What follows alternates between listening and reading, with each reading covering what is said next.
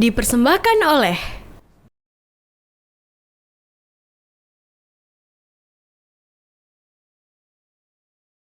Assalamualaikum warahmatullahi wabarakatuh. Bismillahirrahmanirrahim. Alhamdulillahilladzi allafa baina qulubina fa asbahna bi ni'matihi ikhwana. Allahumma salli wa sallim wa barik ala nabiyyina Muhammadinil Mustafa wa ala alihi wa ashabihi wa man ittaba'al huda. Para pemirsa TV-mu yang berbahagia, salihin salihat para pecinta Al-Qur'an rahimakumullah. Kita bersyukur kepada Allah Subhanahu wa taala, zat yang memberikan berbagai peluang kebaikan kepada kita, termasuk berinteraksi dengan Al-Qur'an. Dan menggunakan bulan Ramadan yang dimuliakan Allah, kita membersamai Buya Hamka dengan menadaburi Al-Qur'an melalui tafsir Al-Azhar. Insyaallah kita melanjutkan dari bacaan surat Al-Baqarah. Di kesempatan kali ini kita akan menadaburi surat Al-Baqarah ayat 135 biidznillah ta'ala sampai 141. Mohon izin saya bacakan ayatnya. A'udzu billahi minasyaitonir rajim.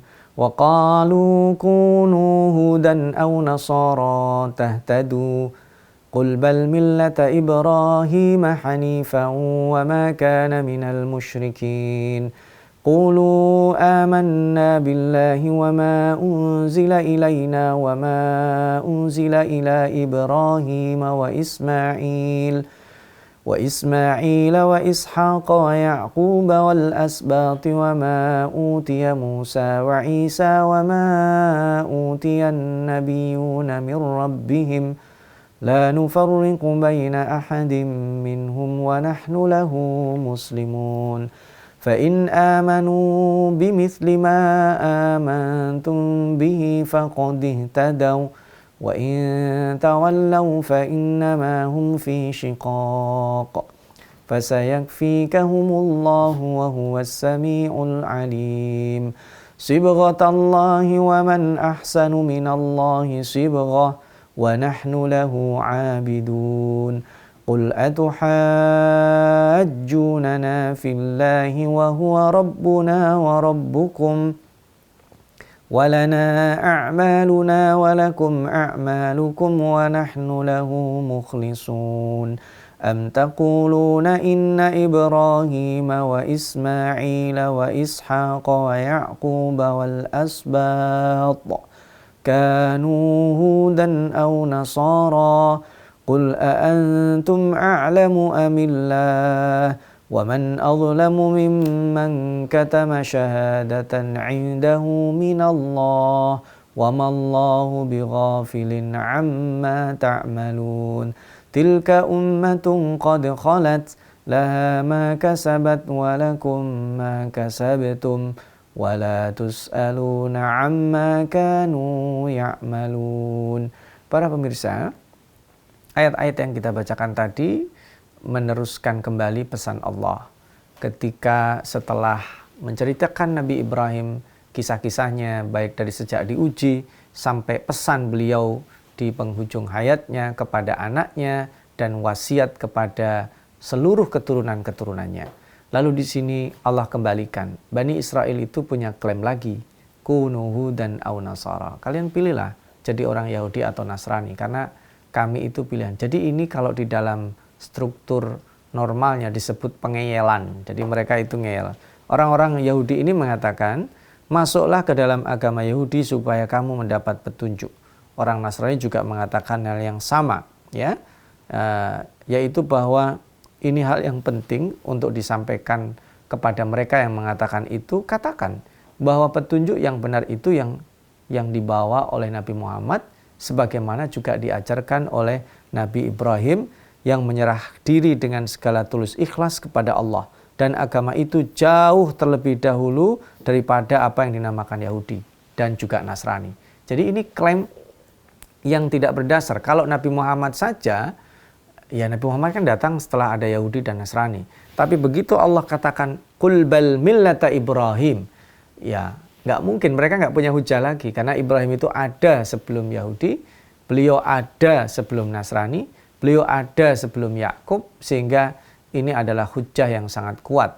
Ini katakan bahwa agama Ibrahim itu yang lurus. Ini pesan penting yang disampaikan oleh Buya Hamka. Kadang-kadang diartikan orang juga condong sebab kalimat itu mengandung arti condong. Jadi hanif itu diartikan condong. Maksudnya satu lurus menuju Allah atau condong hanya kepada Allah. Sama aja. Jadi hanifan itu lurus strike kepada Allah atau condong tapi condongnya kepada Allah. Bukan diartikan condong itu belok-belok, tidak. Jadi dua-duanya hanifan muslimah itu menguatkan lurus berserah diri, lurus yang juga bisa diartikan condong, condongnya juga kepada Allah Subhanahu wa taala. Dan bukanlah dia termasuk orang-orang musyrik, apalagi musyrik. Nabi Ibrahim tidak pernah musyrik. Katakanlah olehmu dan kepada orang yang diberikan kepada Musa dan Isa apa yang diberikan kepada nabi-nabi dari Tuhan mereka, tidaklah kami membedakan di antara nabi-nabi tersebut. Jadi ini juga penting, risalah kenabian itu satu. Makanya di banyak ayat Al-Quran, kalau kaum-kaum terdahulu mendustakan para nabi, itu sesungguhnya yang mereka dustakan cukup satu nabi. Misalnya nih, kadzabat adunil mursalin, kaum Ad mendustakan para nabi, para rasul. Loh, yang dia dustakan kan cuma satu. Kadzabat adunil mursalin, kadzabat samudul mursalin, kadzabat qaum nuhinil mursalin. Yang didustakan cuma Nuh, kok mursalin? Yang didustakan cuma Nabi Hud, kok mursalin? Yang didustakan Nabi Soleh, kok mursalin? Karena mendustakan satu nabi, tidak mengakui satu nabi, itu ya satu paket. Contoh sederhana. Kita masuk restoran, ya, dan ini sudah pernah kita bicarakan ya. Kita masuk restoran itu ada paket A, B, dan C. Ya, kita tidak bisa, saya paket A ambil lauknya aja, minumnya paket B, lalu apanya, cemilannya paket C, ya tidak bisa. Karena itu merupakan satu paket. Kalau mendustakan satu nabi, maka mendustakan mereka semua. Maka jika mereka telah percaya sebagaimana yang kamu telah percaya, sesungguhnya telah dapat petunjuk mereka. Pangkal ayat ini, mereka diajak berpikir waras dan logis. Ini bahasa Buya Hamka. Kalau mereka sudi menurut pikiran yang teratur, tidak dipengaruhi oleh hawa nafsu, mempertanyakan golongan karena mereka sangat fanatik dengan Yahudian dan Nasranian, niscaya mereka akan faham apa yang diajak oleh ayat-ayat ini. Karena itulah di penghujung ayat 137 Allah Maha mendengar dan Maha mengetahui. Yang mereka sampaikan itu hanya fanatisme, bukan mencari kebenaran. Nah, bagaimana kita punya imunitas menangkal bujuk rayu paksaan ajaan mereka, yaitu dengan sibghah atau celupan Allah. Dan lebih jelasnya, celupan Allah itu nanti kita akan bahas lebih lanjut setelah jeda yang berikut. Para pemirsa TV-mu yang berbahagia, as-saimun, as-saimat, salihin, salihat, para pecinta Al-Quran, rahimakumullah. Sibghah, itu artinya celupan. Sibghatullah, itu adanya celupan Allah. Buya Hamka mengartikan ini seperti apa? Mari kita baca ya. Sibghatullahi, celupan Allah, berkata Al-Ahfash, celupan Allah artinya adalah agama. Jadi yang disebut celupan itu agama. Menurut satu riwayat dari Ibnu Jarir dan Ibnu Abi Hatim, bahwa yang Ibnu Abbas ya menyampaikan pendapat Ibnu Abbas, yang dimaksud celupan Allah adalah agama. Dan demikian juga menurut keterangan Abdullah bin Humaid dan Mujahid, bahwa yang disebut celupan Allah adalah fitrah. Ya, yang disebut celupan Allah adalah kemurnian. Jadi fitrah kita di dalam memurnikan. Satu penafsiran lain dari Qatada, juga Ibnu Mundir, riwayat dari Ibnu Jarir, orang Yahudi mencelup anak-anaknya dengan celupan keyahudian. Orang Nasrani mencelup anak-anaknya dengan celupan kenasranian.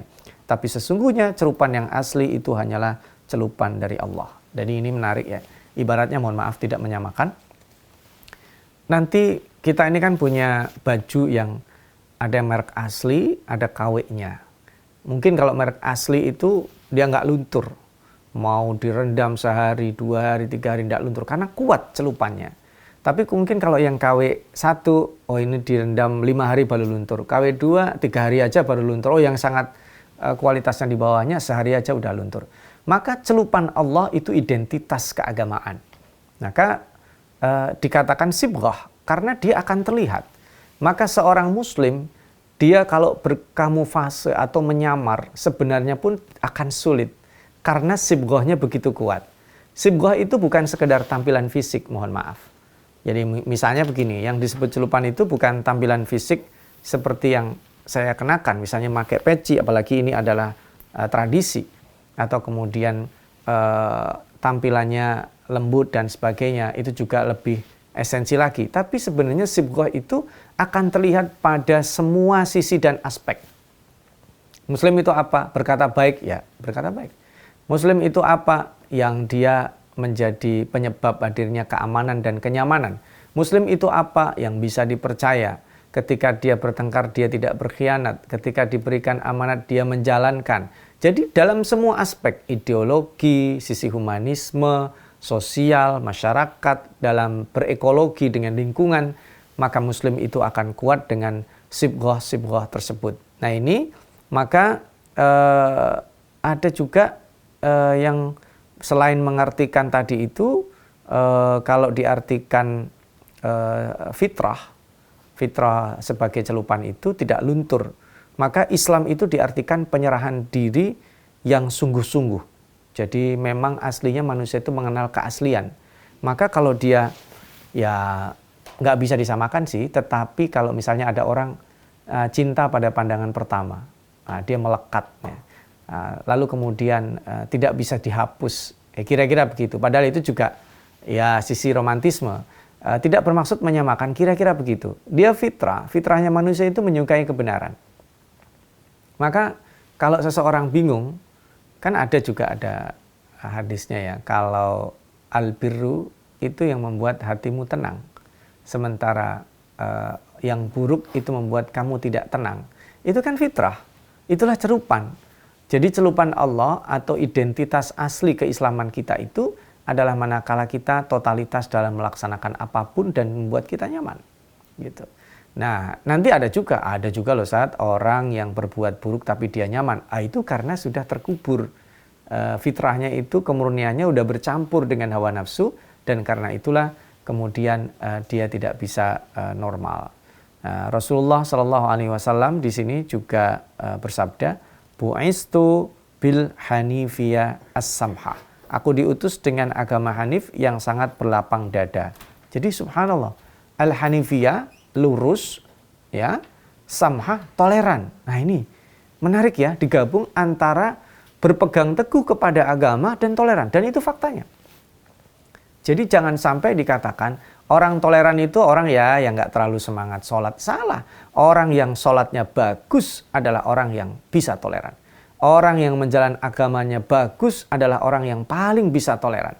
Orang yang berpegang teguh pada ajaran agamanya justru adalah orang yang paling toleran. Dan itu ditunjukkan Rasulullah SAW. Kadang hari ini kita didangkalkan yang namanya toleran itu yang nggak terlalu islami banget lah, kadang gitu.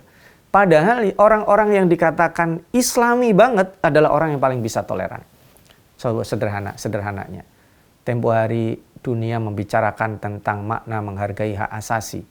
Bagaimana tawanan penjajah yang telah menjenosid orang-orang Palestina di Gaza diperlakukan dengan baik, tapi apa yang mereka lakukan? Mereka melakukan kebrutalan yang disaksikan seluruh dunia, tapi tidak bisa berbuat apa-apa. Sehingga gambaran orang tentang teroris itu akan pudar dengan sendirinya.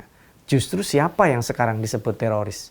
Bukan yang dituduhkan kepada pejuang kemerdekaan, baik Hamas, Jihad Islami, atau siapapun orangnya, faksi yang melawan penjajahan itu, justru mereka yang dituduh teroris yang menjalankan agamanya ternyata memiliki toleransi yang tinggi.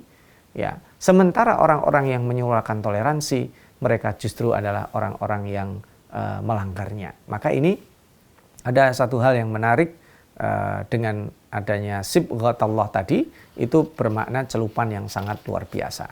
Nah, para pemirsa, ketika kita membahas celupan Allah, di ayat berikutnya Allah memerintah Nabi Muhammad mengatakan, "Qul atuhajjunana fillahi wa huwa rabbuna wa rabbukum walana a'maluna walakum a'malukum wa nahnu lahu mukhlisun." Ini konsep toleransi. Ketika mereka masih ngeyel saja dan mereka bersikukuh untuk memaksakan, udah katakan aja, kamu mau mendebat diladenin, tetapi pada inti akhirnya ya keyakinan kami ya keyakinan kami, perbuatan kami, perbuatan kami, perbuatan kamu juga perbuatan kamu. Masing-masing kita akan mempertanggungjawabkan apa yang dikerjakannya, dan itu adalah konsep toleransi. Jadi kembali kepada celupan yang diartikan banyak warnanya, tetapi celupan yang asli dari Allah ini akan mendominasi dan tidak bisa hilang meskipun diganti-ganti celupan atau berganti zaman, merek dan lain sebagainya, nanti akan kembali kepadanya. Dan insya Allah lebih detail tantangan mempertahankan celupan ini bagaimana, dan dari satu kaum ke kisah berikutnya, nanti insya Allah setelah jeda ringkas kita akan sambung kembali. Para pemirsa yang berbahagia, para pecinta Al-Quran, pemirsa TVmu, sahabat Al-Quran, rahimakumullah. Mempertahankan celupan Allah tidak mudah.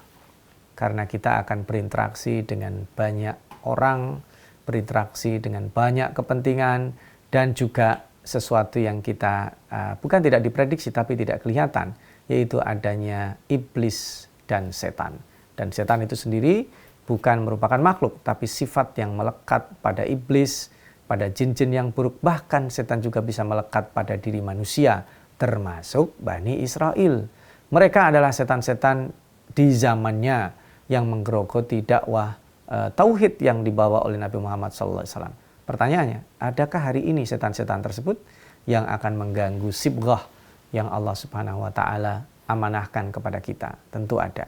Maka katakan tadi ya, qul atuhajjunana fillahi wa huwa rabbuna wa rabbukum walana a'maluna walakum a'malukum. Ya, kalau sudah posisinya menolak, ya udah, perbuatan kami ya kami yang bertanggungjawabkan, tapi perbuatan kamu yang tanggung jawab gitu ya. Ya, itu adalah juga konsep toleransi. Pada akhirnya kita tidak memaksakan kehendak. Nah, di zaman Isa Al-Masih sendiri, ini beliau menyimpulkan ya, membuat cerita, menuliskan agama Nasrani atau Kristen belum ada. Jadi agama Nasrani atau agama Kristen pada saat turunnya Nabi Isa itu belum ada. Tadi kan Yahudi ada kapan? Justru setelah Nabi Isa wafat. Ya. Agama Nasrani adanya kapan? Bukan pada saat Nabi Isa, tapi pada saat Nabi Isa sudah wafat. Ini menandakan bahwa celupan asli itu bisa terkontaminasi. Dan kita harus waspada menanggulangi adanya hal-hal buruk yang dimungkinkan mengganggu celupan-celupan itu. Maka ini di sini disebutkan, setelah meninggal dunia ada ketentuan upacara peribadatan, pembaptisan itu tidak dikenal. Ya. Baru ini disampaikan ya, ini ada beliau sebutkan ada hal-hal banyak. Silakan nanti para pemirsa, para pecinta Al-Quran, jika ada keluangan membaca tafsir Al-Azhar bisa dibaca tafsir tersebut. Beliau jelaskan itu. Nama Kristen itu atau Masehi itu tidak ada di zaman Isa Al-Masih.